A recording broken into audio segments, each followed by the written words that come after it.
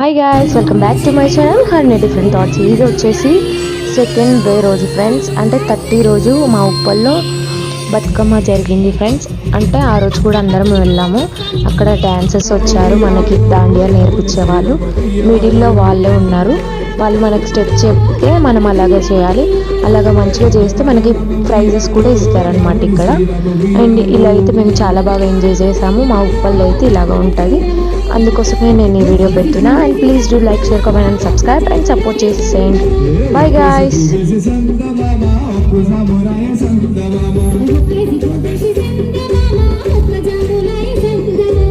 Kesi bu vezi sen de bana, tabu buraya sen de bana.